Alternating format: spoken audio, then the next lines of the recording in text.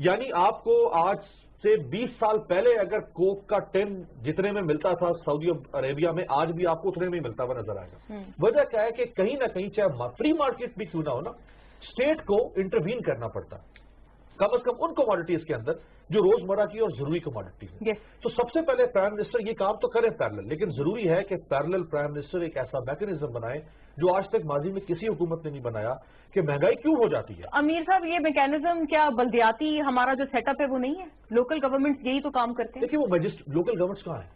کہ 1.5 سال سے ان کی حکومت ہے پنجاب کے اندر تباہ و برباد کر کے رکھ دیا انہوں نے لوکل گورنمنٹ. الیکشن نہیں ہوئے. عثمان گزار صاحب الیکشن تو چھوڑ دیں، الیکشن تو بھاڑ میں جائے. جو نون لیگ نے الیکشن کروایا 2015 میں، ہاں وہ تو انہوں نے نئے قانون بنا دیے، وہ تو ختم ہو گئے. جب ان کا ٹینیور ختم، اب تو ختم ہو گیا ٹینیور کا، لیکن جتنا عرصہ ان کا ٹینیور ان کی حکومت میں رہا، یعنی 2018-25 جولائی کو الیکشن ہوا، اس کے بعد بھی لوکل گورنمنٹ چل رہی تھی. انہوں نے آ کے ابھی تک الیکشن نہیں ہوئے، اب وہ سارے کے سارے یہ لیم ایکسکیوزز ہیں کہ جی الیکشن کمیشن نہیں کرنے دے رہا اور ڈی لمیٹیشن نہیں ہو رہی اور ان دی اینڈ کیا ہے کہ 1.5 سال سے زیادہ ہو چکا ہے، ابھی تک الیکشن نہیں ہوئے. پھر جو پچھلا ٹینیور آ رہا تھا لوکل گورنمنٹ کا جو 2015 میں الیکشن ہوا تھا، کم از کم ان کے 8 یا 10 مہینے جو ان کی حکومت میں آئے یا 1 سال آیا، ان کو اس عرصے میں تو پاور کر کے دکھا دیتے کہ ہاں اگر ہمیں موقع ملے گا تو ہم ایسے ہی پاور کریں گے. انہوں نے ان کو بھی کام کرنے سے روک دیا.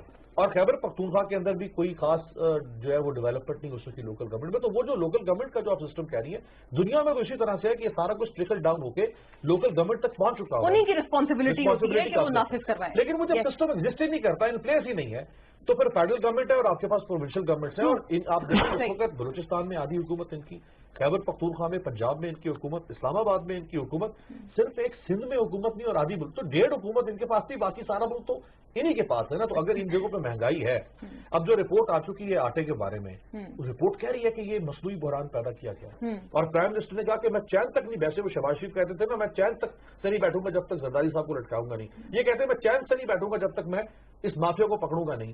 تو 2 مہینے سے تو پرائم منسٹر چین سے ہی